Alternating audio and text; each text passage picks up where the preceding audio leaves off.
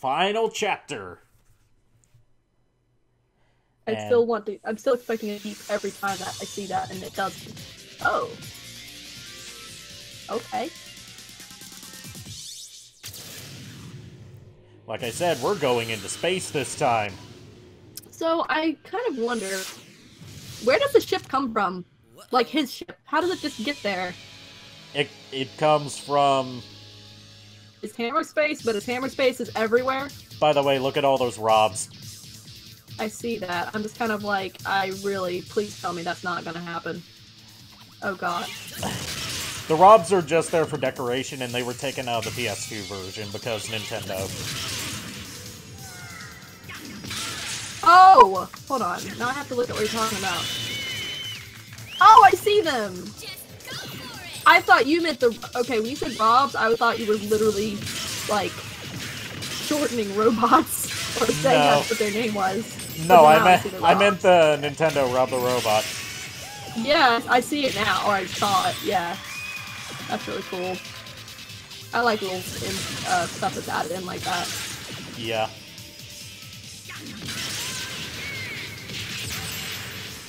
So, I'm basically going to have to deal with my pupper. Oh, he's holding a box! That's adorable. He's like, I have a box for you.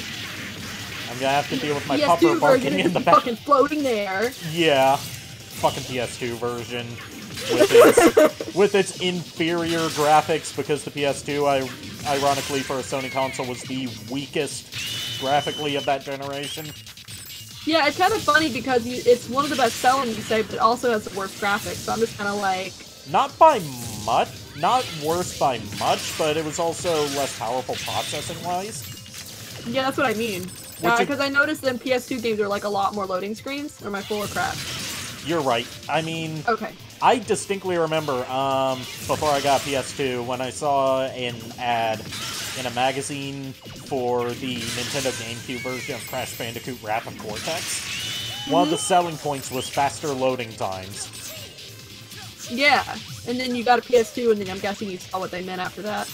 I never played it on the PS2 version, but I did have both PS2 and GameCube versions of, Ow the Edge, so I can definitely compare load times in that. And what did you say this game was? Shadow the Hedgehog. Oh, Shadow the Hedgehog. Okay, you wanna know what I thought you said? Ow the Edge. And I'm like, I'm gonna pretend I know what that game is. I did. Oh, okay. Okay. I was like, what?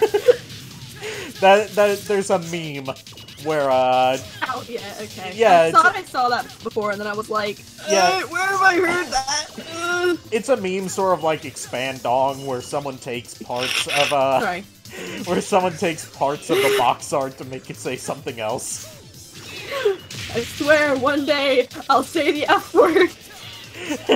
I'm gonna do it. So, like, oh, you know this is a serious game when one of the Sonic characters says damn. Yeah, what I gotta do here is, I've gotta get as high up on the level as I can, and then do a slow motion ground pound onto that switch on the ground to press it in far enough that it decides that I hit it hard enough. And I've got to avoid hitting the floating platforms on the way down because they will stop me. Okay, also, are these guys infinite spawning? Yes. Okay, that would make more sense. So, that means that if you want to get a good time bonus, you gotta move quick as fuck. And also realize that these enemies are going to keep spawning forever. That's like, you're kind of like, you know what? I'm gonna have to do the Ninja Void Dance party. But it's also a good spot to stock up on money for buying items in between the stages in this chapter. So if you want to sacrifice your score a bit, you can get some money. Yeah. Yeah. Also, does your score give you more money, or is that just literally just bragging rights? Your score is your money. Really? Yes. So it's like you want to fight them, but you still kind of want to try and get a high score, if I'm following correctly? Yeah, getting a high score gets you a lot of money, but at the same time, this is a good grinding spot. Okay, I see what you're saying. So that's what you're doing now. You're like, I'm gonna buy all the things. Yeah. Pretty much. Plus, you have to do that multiple times anyway. Yeah. There's 3 of them that you have to hit. Okay. And if you only hit it halfway, then it generates a cheeseburger. That works for me. You just reminded me of Mario's early years, which I have to show you after we're done recording this. After we're done recording Viewtiful Joe. Wait, what did I remind you of? Okay, so there's this Super Nintendo Mario game for preschoolers called Mario's Early Years. Oh god, I'm afraid. Okay, I'm listening. And it's one of the first Mario games to have voice acting in it. Oh crap. Okay. I'm still listening. I'm just like, this just sounds... Alright. And, like, it's basically an activity center rather than a regular game. And it's meant to teach you about, like, how to tell what the opposite of something is, and basic preschool stuff. You want to know what's something interesting is when you say that, when I talk about streaming, and I get like one of those NES minis, or well, they're classics, but you know, yeah. That I'd be like, guys, I got it modded. Let's play some Sesame Street ABCs, or should we play Sesame Street 1, 2, 3, or Sesame Street ABC and 1, 2, 3? Let's see. Let's find out what the difference is. Like, I would actually probably do that. Like, I'd probably stream the most, like, I'd go to the most stupid ones first, or I'd go, like, with suggestions, and then, like, do this one. I'd be like, okay, we'll play it, and not know what the hell is going on, and then I'm actually gonna play an actual game. By the way, Space Tank. Space Tank. The difference between the Space Tank and the regular tank is that you cannot damage it without either knocking enemies into it or deflecting its blast. So you cannot just punch it to death. I kind of think that this is a good idea because, like, the way that I see it... Oh, never mind. I'm imagining things.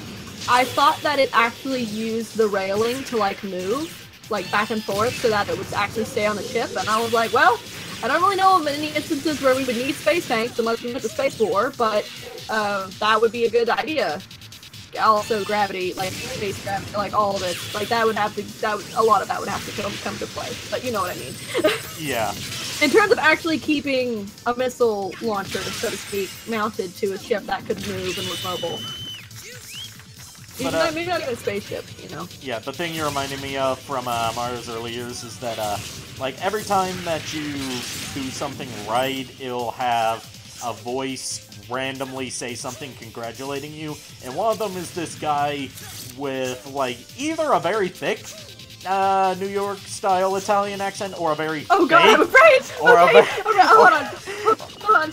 Okay, continue! Or a very fake one saying, "That works for me!" Oh my god.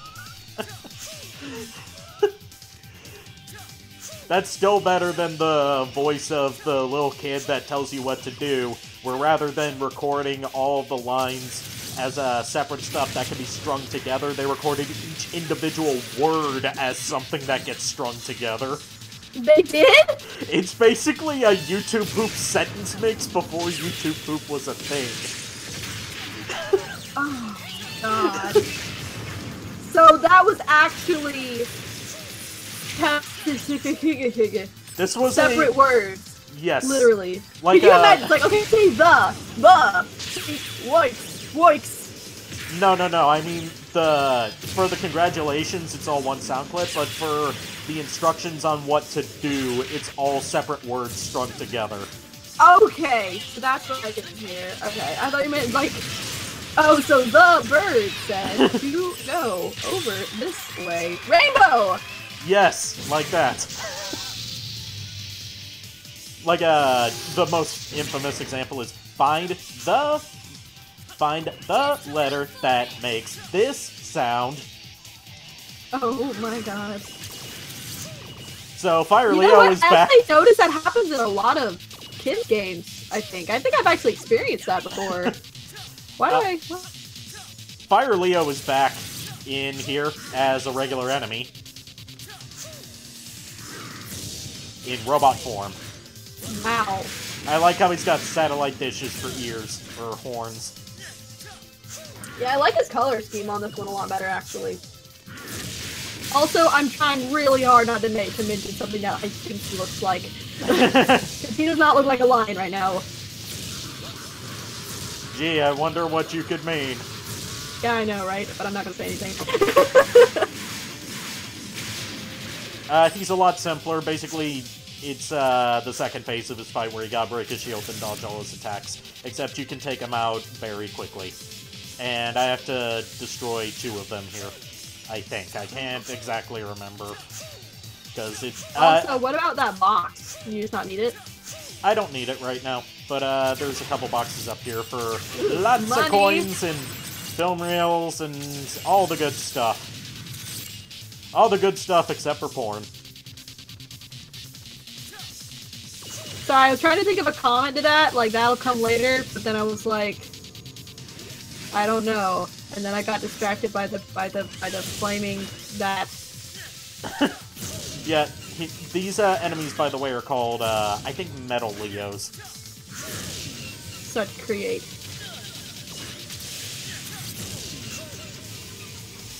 I must get these I film know, reels. right?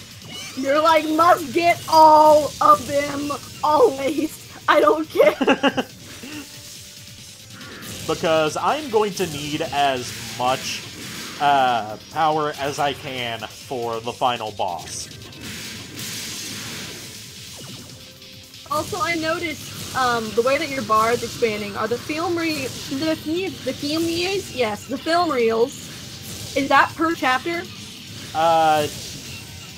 Like, it's getting expanded like that. No, it gets reset at the beginning of each chapter. You said it is reset? Yes. Yeah, that's what I meant, because I don't know why I didn't notice that. I'm like, his bar doesn't really ever seem to go up a whole lot. I'm sitting here now going, wait a minute. Yeah, if they let you keep it for the whole game, then you would be way OP by the end of Chapter 2. That's what I mean, like, you would be done, basically. By the end of Chapter 1, if you knew where all the film reels were. Exactly, because you would have a full bar. Right now, Yeah. I've solved the puzzle, and I'm trying to figure out where the fuck do I go next. Because you're like, I need my score. My score needs to stay there. Oh. Yes. Oh yeah, another Cyber Leo. Oh, so 3. Yeah, this one, I don't think it spawns until you've beaten the other 2. Because otherwise I would have seen it before while I was down here. Okay, I see what you're saying. Yeah, because I was like, you've been there before.